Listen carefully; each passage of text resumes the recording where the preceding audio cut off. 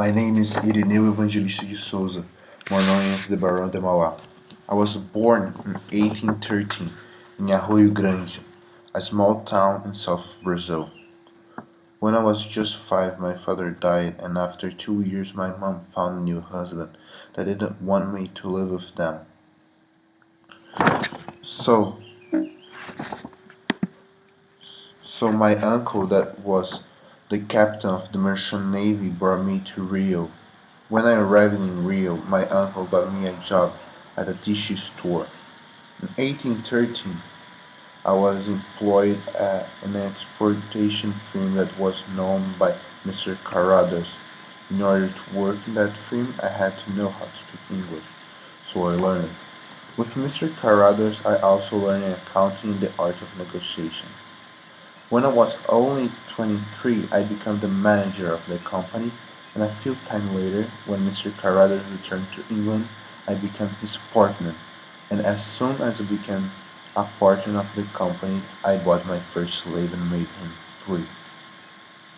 In 1840, I did my first trip to England, where I convinced myself that Brazil needed an industrial revolution, and this would provoke the nobles that thought that Brazil was an agriculture nation, and that was the base of the empire, and everything against it was a sink.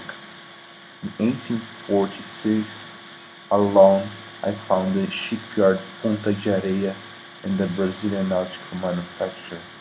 Within less than 1 year became the biggest manufacturer in Brazil and in the whole Latin America. Without any slavery work, after being successful at the industrial business, I decided to open a bank, the Bank of Brazil. In 1851, I decided to bring light to Rio, so I created the Oil and Gas Company of Brazil and created the first radio company in Brazil with the English. At this time, I was more wealthy than my nation. During the Uruguayan War with Argentina for the Spartina region that would affect Brazil trades all over the Latin America and mainly my trades all over America. I lent for Uruguay more than 1 million pounds, that in this time currency is more than 1 billion. But Pedro II didn't see it with good eyes, because I was becoming more powerful than the empire. So,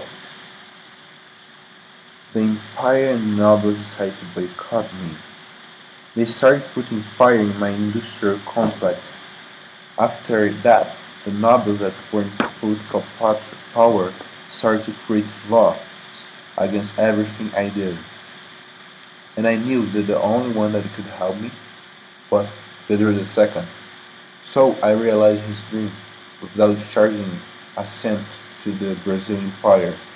The fastest telegraph cables from Brazil to Europe. That made him happy. However, it didn't change so much, because at this time everyone was against me except my friends. Seeing that the English broke the contract with me and the Brazilian government was trying to boycott me, and I didn't want this to pass, and so I had to do something. Everyone was trying to boycott me, so I decided to teach them a lesson to the Brazilian Empire and the English banks, and make money for it. So I started to sell pounds for the half of the price in Brazil, so I devalued damn currency. I sold more than 3 million pounds. So everybody had pounds in Rio, but no one in Rio accepted pounds, including the government. So no one could pay their debts because they only had pounds. And after doing that, I was the only person with half the Brazilian currency. So I sell it again for the triple of the price, and this made a lot of crisis in Brazil and devalued a lot the pounds from England, but made them even angry with me, but I didn't care at this point. In 1875, I suffered I cut from the government and my bank, and I crashed. And in order to honor all my debtors, the holders of the bank, I sold all my companies and everything I knew at this time. I crashed, but at least I had my values, and I honored every single dollar that I had. I became poor again, but without a single dollar. After 10 years, in 1885, 4 years from my death, I became one of the wealthiest person in Brazil again. But this time, I didn't try to confront a nation that didn't want to develop. So, no one made me crash.